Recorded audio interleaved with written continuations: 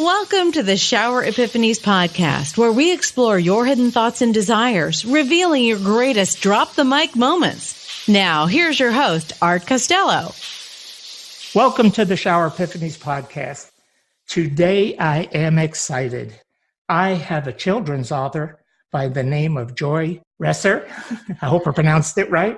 And Joy is really got a great book out, and it's called Designed to Shine, Read Aloud Rhymes for Any Size Heart. And it is awesome. I read it, I guess, over the past 4 or 5 days, probably 6 or 7 times. It's great. And I'm going to encourage everybody to go out and purchase it for their children and themselves, because it is for all audiences. Joy is the founder of Joy on Your Shoulders and, of course, the author of the book I just told you about. She is spiritual counselor and does many other things, and we're going to learn about her. And I'm excited to have her on the show. Thank you, Joy. Welcome. Thank you so much, Art. I'm grateful to be here with you and the listeners today. It's my pleasure. And let's start this out by learning a little bit about you, where you grew up when you were a kid, and just kind of take us through the whole gamut of how you got to this journey of writing a book like this. Wow, thank you, Art. So I was born in Brooklyn, New York, where I lived for 3 whole weeks because Mom was staying with her parents while my dad was in Air Force training in Georgia, I believe. So my family moved a lot. I was a toddler on the Air Force Base north of Caribou, Maine, Loring Air Force Base. Then they moved to Racine, Wisconsin, where Dad was from, and to Youngstown, Ohio, and to Toledo, Ohio, and to Youngstown, Ohio, and all this moving before I was 6. But I grew up in Youngstown, Ohio, and with this name, Joy. And what happened was my family completely, well, not completely, because I do have memories of having some fun when I was a child. But in the bigger picture of my trajectory, they did squash my joy. My older sister repeatedly sassed a litany at me. Mom and Dad put you back in the hospital because you cried too much. Then they got the wrong baby back. You really don't belong in our family. So this gave me a 50-year wound inside me of not belonging. I felt that I didn't belong in the family. I didn't belong walking down the street. I was so self-conscious. It created in me a lot of judgment. I think it probably grew my ego. I just didn't feel at ease anywhere. And my older sister would slam the door against me if I tried to talk with her. In our family, my dad was a rageaholic, door-slamming person. We needed to watch the news while we ate dinner. And I won't talk more about, I don't think I need to go on and on about all the things that were hard for me in life. But what happened was, in my 30s, when I was little, I tucked really inside myself, and I went on a rock and communed with God. And when I was in my 30s, I journaled every day a prayer to become the joy I am created to be. I watched God's hand in my life, the synchronicities of being led to the right book, the right person, the right healer, the right class. I'm getting goosebumps talking about it because I have just been changed and changed and changed. And I know that the topic for this program. No, that's fine. Let me tell you, I resonate with your story. My audience knows mine, but I'm not sure how much you know about me. But at 9 years old, when I was abandoned, I went to a hilltop and had a conversation with God. And I listened to it. And that's the important thing. You've been on a journey. And that journey is taking you to this place in time right now. And all those past experiences are what makes Joy who she is. So with that said, go ahead. You can keep going. Anything's open. You can talk about whatever you want. So Thank you, Art. The need to have closure in any given situation is sheer human nature. And when it comes to romantic relationships, this desire skyrockets. Has your previously failed relationship left you in immense pain? It's not uncommon for people to shy away from a new relationship after their first one fails miserably. The fear of the unknown makes them hide in a shell to prevent any future heartbreak. Relatable? Despite wanting to love and be loved, you can't take the plunge if your mind and heart are still locked somewhere in the past. Maybe you aren't aware of the power of releasing the past, or perhaps you don't know how to do it. Art Costello in his online course teaches the art of moving on from bad places to happier, more stable ones. This course can change your life for good, helping you beat all kinds of negativity on the road to eternal bliss. Sign up now before the gloominess gets the better of you at expectationacademy.com. So, I think that's probably enough of an answer for that question, is just that I had decades of not being this version of who I am today. And what happened was, when my husband wanted to move to the mountains of Western North Carolina in 1995, he said, we're buying land so that we could move there when our sons are grown. So when our two sons grew up, we moved here, but in 2007. But before we did, I needed to clean out a house of 17 years that we had lived there, raising our sons. And I cried and I cleaned and I cried and I cleaned. And then what happened in the spring is, because I have lived in such synchronicity, that every spring I took a journaling class. And one year it would be on friendship, would be the topic. One year it would be wisdom. The year we were moving away, the topic was letters to the future. And have you had some perfect synchronicities, Art, that something arises for you? I think I'm in perfect synchronicity all the time. It's just how I live. But I don't look to the future as much as I live in the moment. I take moment by moment and just enjoy and savor every one of it. But that comes out of my background of being in Vietnam and learning early on that death can come at any second, that you have to live for now. So that's my synchronicity of living, is the moment, and it just affects everything. So. Yes, and I'm with you. I have become such a present moment person, and I've been able to quiet the inner critics, and I just have a very quiet mind. But for me, writing the letters to my future in 2007 was a very important thing for me to do, because that was how I crossed that bridge from being in fear to being in love. Instead of being afraid to move to the mountains of Western North Carolina, after writing to my future, I was able to realize I'm going to live into an amazing life in these mountains. 1 year after we moved here, my husband wanted a divorce. So that was interesting. And I heard a voice when he brought that up. It hit me in the gut like a black cloud. And I heard a voice that said, take in this darkness. You need it. You are going to transmute it. Nice. I have goosebumps again, but we are all, I believe, so guided if we pay attention to the messages. Oh, this conversation is so in tune with what I've been discussing on my shows for the past. People need to listen to their gut instincts and that voice inside of us. It will never fail us. It never fails us. When you listen to it and you understand it and don't try to buck it, it does amazing things in your life. But one of the things I've noticed in our conversation right now that I really love and resonate with is you've learned how to manage your expectations, because what you're talking about is really in line with what I have researched and discussed with managing your expectations. And see, all of our fear lies in unmet expectations. When God planted the seed of expectation in us, He planted the seed of fear and faith, and He lets us free will decide which road we want to travel.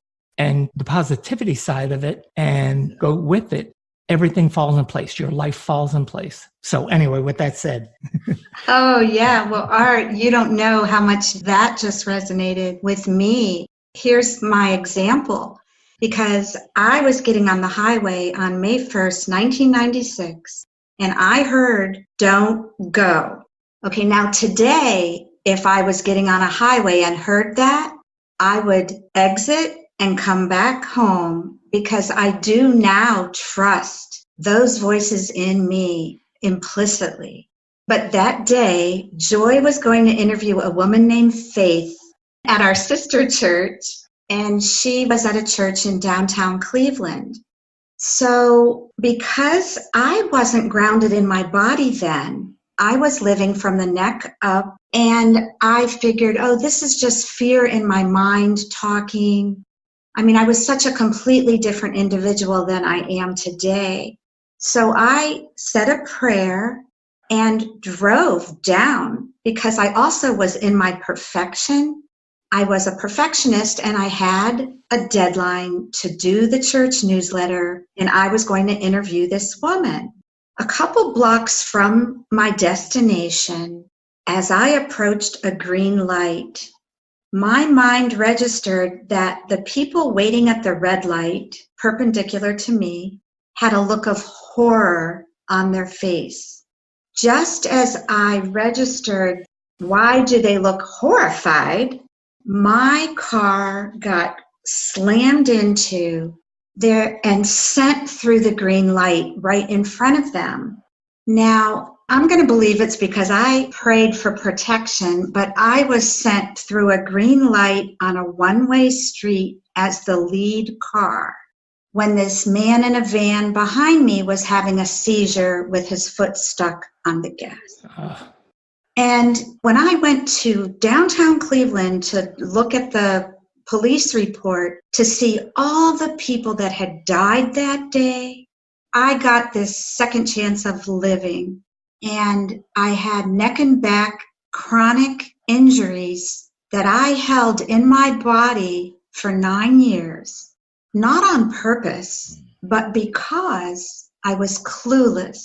I was a physician's daughter, and chiropractic, oh my gosh, like it was not anywhere in my being other than it's wrong, it's quackery. I'm married to a nurse anesthetist, so I know it still exists today. It's taboo to go to a DC. So, but after 9 years, I was at a Course in Miracles meeting, and a friend of mine stood up and she said, "Look how much taller I'm standing, and I recommend my chiropractor. I recommend my massage therapist." And I was able, what I call this, like crossing a bridge of belief. And I have crossed a number of them. And beliefs are simply something we believe, but we don't have to forever have that belief. We can change our beliefs. Right, Art? Oh, yes, they are. we can actually change them in a moment's time. Yeah. So I found my way to chiropractic and massage. And the thing is now, so the fact is that I've released so much because I was so tight for years. I was in fear for years, perfectionistic. But once I crossed over to love and I started doing body work, and I've been releasing and releasing everything that's not serving me. And now I allow life to be life. Mm-hmm. And I am in the flow of so much goodness. It's so beautiful. This is a great place to transition into me asking the question. This is what led you to writing this beautiful book. And if you hadn't lived all those experiences, there's so much emotion in it and so much wisdom that it's just beautiful. And I hope people will really, I've said it in the beginning of the show, but I'll say it again. I hope people go and buy it because it's not a hard read. It's something you could read every day to your child and be proud that you're teaching them these tidbits of wisdom that Joy is bringing to us. So bring us through the transition of writing in the book and how you moved into that and the story behind the book. Thank you, Art. This actually, Designed to Shine, Read Aloud Rhymes for Any Size Heart, is actually my third book in the world. And I guess I will just say that I've named the challenges in my growing up years, and that I know they were all divinely perfect, because now it's like a fuzzy dream of that other life that I had. And I've forgiven all of whatever I needed to forgive. And I am in service to God, so that I named that I had that prayer to become the joy I am created to be. Well, I had been given writing gifts. So I have been writing my whole life. Definitely, I have big bins filled with my journals. And the first book that came, God woke me up and said, Joy, use the lessons of your life to inspire readers. And came out and call it, what it's called is an alphabetical adventure. Go enjoy an alphabetical adventure, which is questions, essays, and poems. Because part of my healing journey was to be in poetry therapy, write poems that were therapeutic. When I went to a therapist to heal part of my past, I couldn't speak. I only cried. It wasn't helpful, but I had so much pent-up pain. Writing is such a therapeutic tool. It is incredibly therapeutic. And I'm thrilled that you're writing journals, because journals are a daily record of our thoughts and actions and all the good things and bad things that happened that we soon forget sometimes. And they're great to look back on and reflect. You don't have to share them with anybody. They're totally yours. So they are really, really special. Journals are neat. Yeah, and Art and listeners, my second book is called Venture to Your Center, Journaling Prompts to Enliven Your Joy. Good. And that book wrote itself through me in 2 weeks with power and play. It's filled with valuable questions for the individual that would like to read them and write to understand themselves. And then Designed to Shine came, and I'm just in awe that I am an author of three inspiring books. I'm pretty sure that my soul came here to have my joy squashed so that I could find my way back to this place where I am. Do you think that really what the result of it is that you inspire others to change, and that they, through your writing, can believe in themselves and have the expectation that they can change, and you create that change? You're the changing agent, which is what is so powerful about the written word, about the spoken word, is that when it creates people to change for the better, it's great. So is that a fair summation of it? Yes, thank you, Art. I think I haven't thought of myself that way, but I have used the term that I inspire people to live differently. And definitely in my first book, there's a poem that inspired the man who's currently in my life to be in my life. And I inspire him every day, and he is now really cleaning out his home. He lived there for 18 years. But yeah, I'm grateful and happy to be this version of who I am, because I do affect people in really positive ways. Why do you think people are so resistant to change? What is it about change that puts the fear in people that is just, people, it does. I write a lot about expectations, looking at them 2 lenses, either faith or fear. And of course, we know that fear stops and faith builds and creates. But it can vacillate all the time on different issues. I always tell people I'm fearless, but that's not really true, because if you put a tightrope across the Grand Canyon, you're not getting me on it. Right. So it changes. But well, I can speak to that when I lived in fear, I was really highly resistant to change. And even that term you used, Art, change agent, I used that about my ex, because when I was in the marriage, he is the one that said, we need to get you a different desk. I want to fit behind that desk. We need to have a different kitchen. And I called him my change agent. I can't speak for other people, but my belief, if I was going to guess, why do people resist change? I would say they might be very controlling. And if they like how their world is, they don't want it to change. They might be concerned about the unknown, that have fear of the unknown. And I love the mystery of the unknown.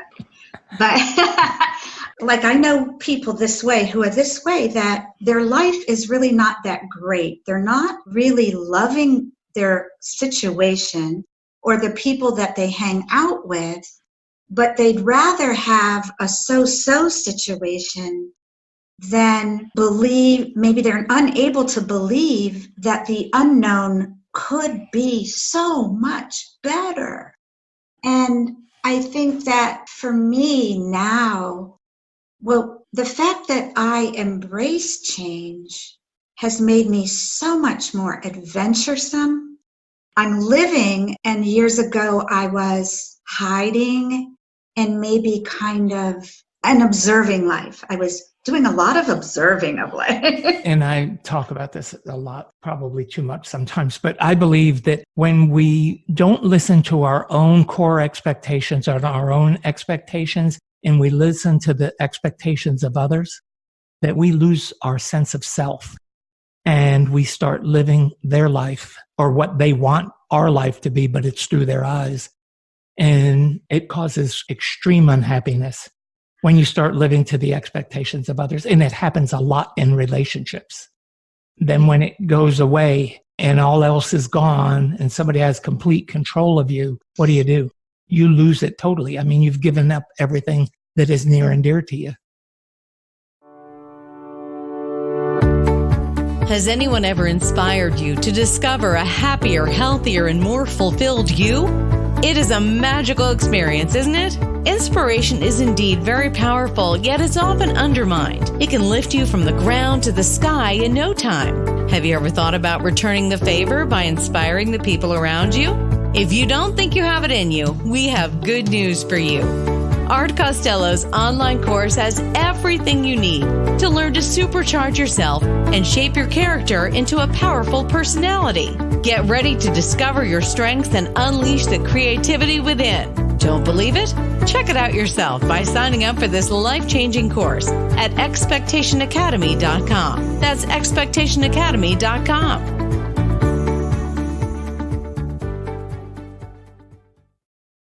I grew up in a codependent household. So I have a spiritual practice with my boyfriend on the phone. He lives 30 minutes from me, and we talk every morning and every night, and we share this practice where I read to him. He loves my voice. A lot of people love my voice because I don't know why exactly, but I think it's because I am who I am. I am filled with joy and love. Authenticity. Yeah. You're authentic. I sensed it the minute that we started talking, and I knew you were authentic. So, and that's my kind of people. That's what most people want you to be authentic, because who wants to deal with somebody who is phony and not authentic? I mean, it just doesn't make sense. Oh, yes. Well, I think that when I was driven by my ego and I was trying to be somebody, I was this inauthentic version of joy. When I know that as I have become more and more who I am, and the ego has quieted and quieted, I cannot not be me. And so that is authenticity. And my throat chakra opened when I was 53, so I could finally speak for myself. And I don't know how many of us are going through life not speaking for ourselves. Many. Yeah, the freedom. I think that, where I am is just the freedom and the love and the peace and the miracles that happen. And I recommend to anybody to listen within, follow your heart, follow where you can to become, release what you can to become more of who you really are, beyond all those expectations. And watch your creativity flow. Because when you do that, that's what happens.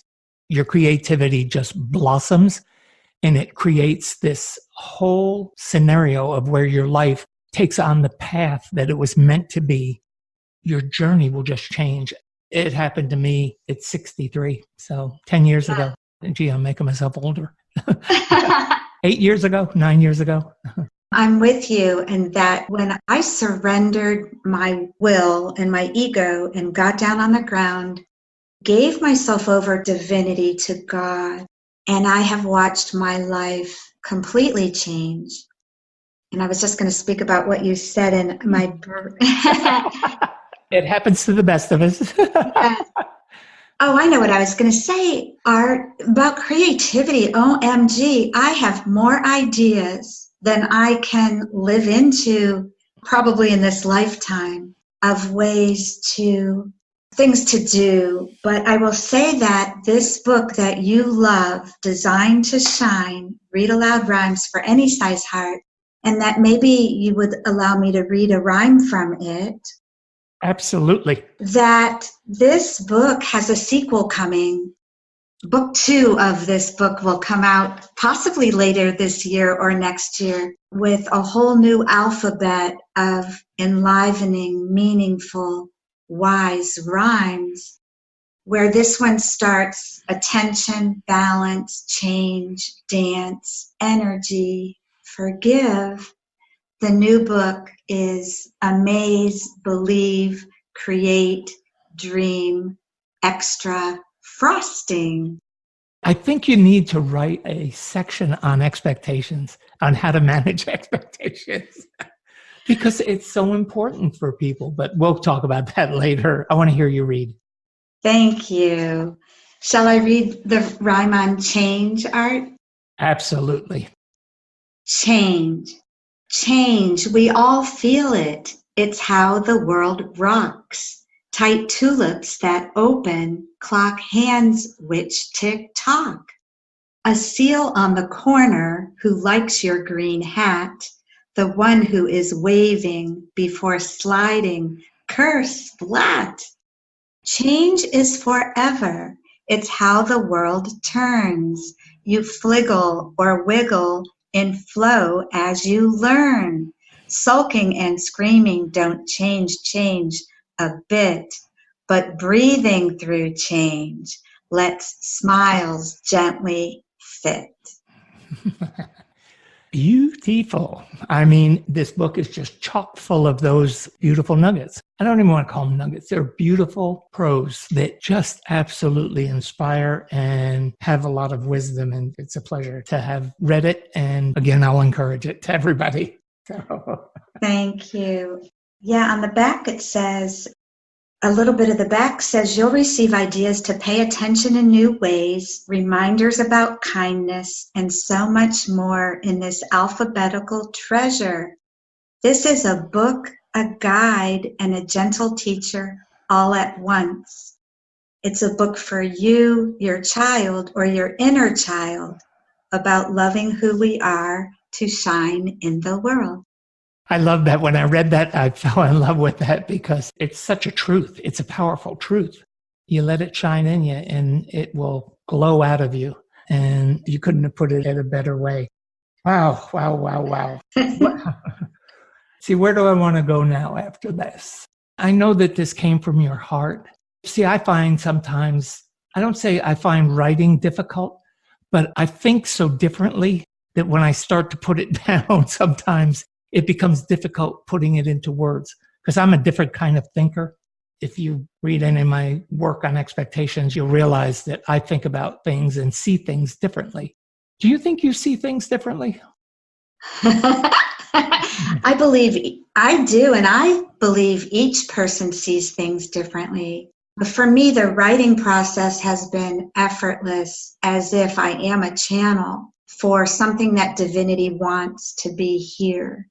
And what I would do is all my books are alphabetical art. And so if I was on a letter for this rhyming book and I would lean into writing that rhyme, and if it felt sticky or hard, like it wasn't flowing, I would try it from a different angle, maybe start it over, try it.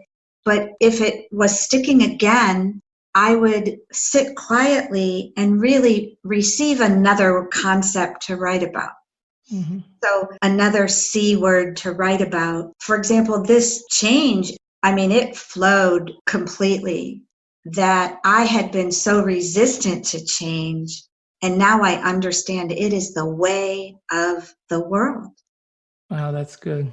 I've read that you do spiritual counseling. Tell us about that, how it all works for you. Thank you. Yes, well, on part of my healing journey, a friend led me to her spiritual director. And I ended up going to that woman for a while to help me move beyond where I was. I remember she only asked me ever 2 questions. What are you afraid of? Where is God in this? But years later, I felt a call to become that. And lo and behold, synchronicity. When we moved to the mountains, a friend of mine in Ohio wrote to me and she said, look at this program I think it's near you. And it was a spiritual direction training program that I ended up graduating from.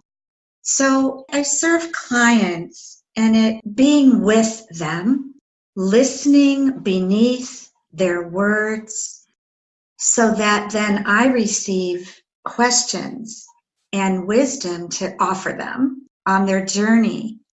Sometimes they simply want to be connected to God again. They had shut God out of their lives. And I support them in renewing that relationship with divinity. Sometimes they are simply saying yes to everybody else but themselves. And through my support, they learn to honor who they are. All different ways that people find me and what they desire to gain from me really walking next to them to bring them to a new place. Yeah, and you're in a perfect place to do that. And my penchant for the mountains is because my connection to God began as that 9-year-old going to the top of that hill and having that conversation.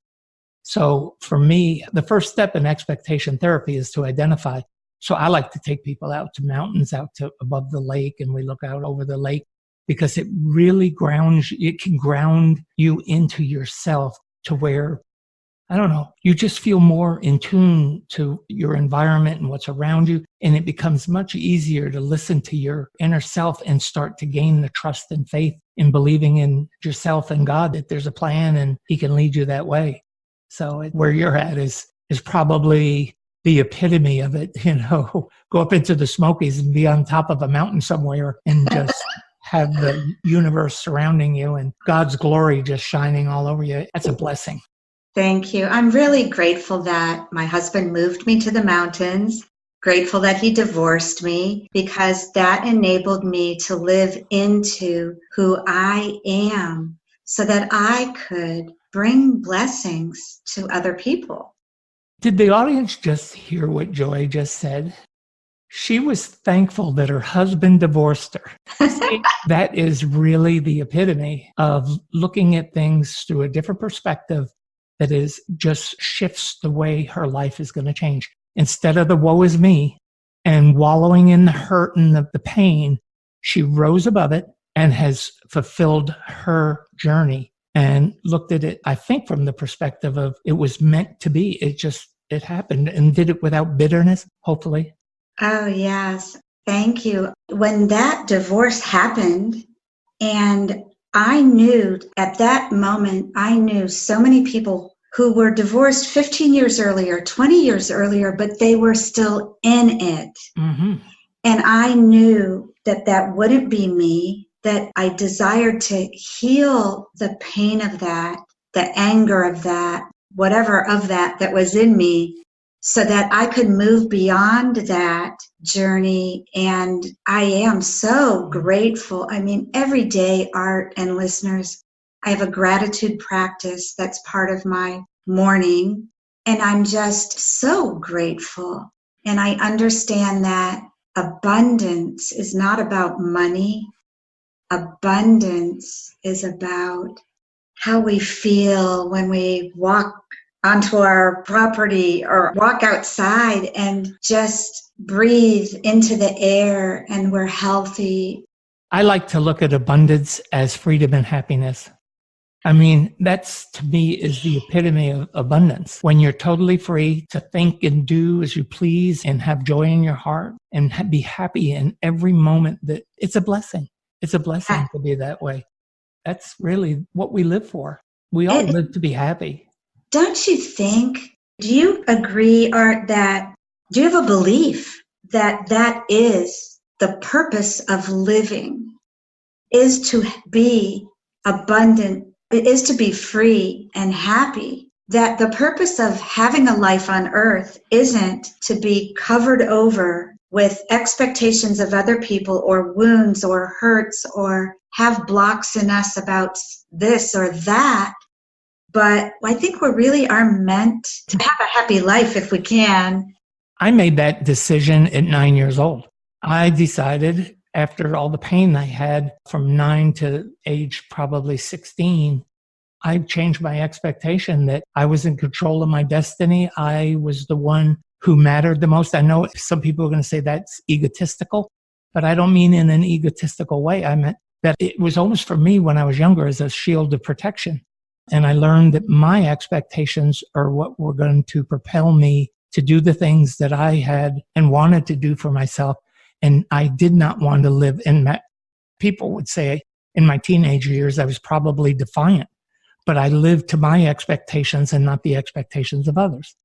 It's just an important lesson to learn for people. Oh, yes. And for some of us, I know for me, I can name it. I was in my 50s when my little sister wanted me to drive our very ill father from North Carolina to Pittsburgh for Thanksgiving. And she was talking me into it and telling me all about it. And the next morning I woke up with this clarity that was crazy, unbelievably great. And the clarity was, wait a minute. She wants me to do this. Her son wants to see grandpa, blah, blah, blah. What do I believe about this? I realized, no, I don't want to drive a very sick father to Pittsburgh. And I got on the phone, I called her and I said, I'm sorry, this is not mine to do. And she's like, we're going to be so upset. And I'm like, okay, you're going to be upset. And I finally got it, Art, what you got at age 9, I got at age 50 something. Like, I don't have to please everybody. I need to honor my understandings inside me. Mm-hmm. And this makes a huge difference. Absolutely does. It's where your freedom and happiness comes from, because you have a self-satisfaction about being able to not only stand up, but you're following your beliefs and your inner core strengths, and you did the right thing. So once we learn that, doesn't matter what anyone else calls us, says about it. Those are only words. And if you don't let them penetrate you, then they can't hurt you. It's when you let them penetrate your belief system and your core values and all that.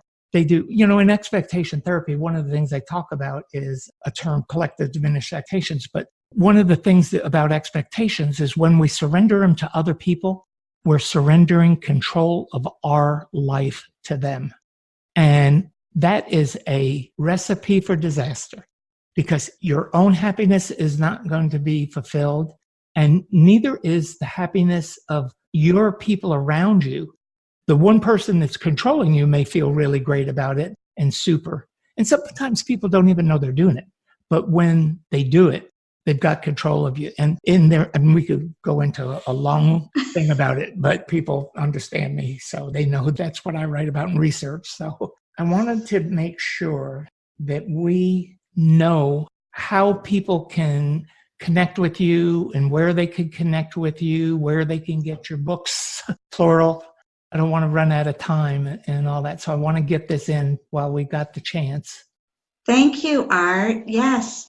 People can reach me through my website, which is joyonyourshoulders.com. You could Google Joy Resor, R-E-S-O-R, and you'll find all the other podcasts I've been on. If you want to hear more from me, some of the stories will be the same because my life is my life. But yes, and Facebook, there's a Joy on Your Shoulders page that you can join in on. Come like that. And my books are available through my website. Those would be signed copies or unsigned copies. You could go into any independent bookstore and say, can you get me these books? And you could also, if you want to click, you could click because they're on Amazon and Barnes & Noble online also. Right. And folks, this all will be in the show notes as usual. Joy, I want to give you the opportunity to leave us with some words of wisdom.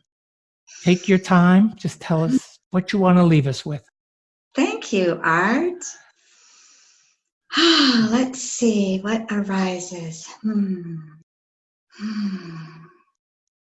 I encourage you to lean into healing something in your life that's asking to be healed, or lean into something that you can release, or tweak one little thing. Anything that you can start with is a starting place to improve the version of you that is in the world today. And I also encourage you to believe that you can be a brighter light in the world. And it starts by taking steps. Wise words from Joy. Beautiful words. Beautiful. Don't know which direction you want your life to take? Are you sinking deep down into the pit of uncertainties day by day? So, what's the secret to leading a happy, satisfied life? It's taking matters into your own hands. But what if the matters in question are a total blur? Art Costello's Expectation Academy course aims to tell you exactly how you can get some clarity in your life. This course can be your savior on your journey to reinventing yourself. While you certainly can't plan your whole future ahead, you can definitely control twists and turns your life takes. So what are you waiting for? Sign up for this course now at expectationacademy.com. Get a chance to broaden your horizons and add meaning to your life. That's expectationacademy.com. Well, Joy, that wraps it up for the show today. It's been a pleasure having you on. We're going to have to do this again. I would love to chat more and learn more about you. And I encourage everybody to go get this book, go find out more about Joy, support her, and Shower Epiphanies World. It's been a great show. I think we've laid out some great nuggets, and Joy has given us a lot of stuff to chew on and digest, and I encourage you all to do so. Thank you, everybody. Heather White, take us away. Thanks for listening to the show. Drop us your comments and questions with what you want answered on the show. You can subscribe on iTunes and Binge Network. You can also get more information on the website, expectationtherapy.com.